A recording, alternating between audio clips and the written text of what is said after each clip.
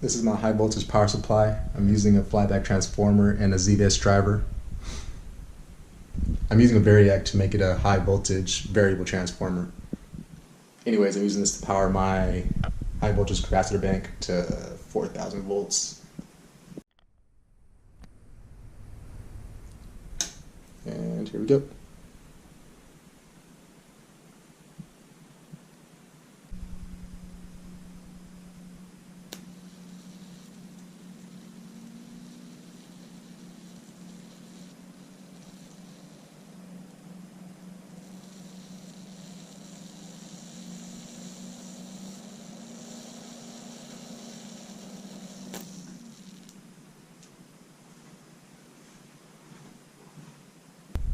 I can also power this thing by a 12 volt LiPo battery.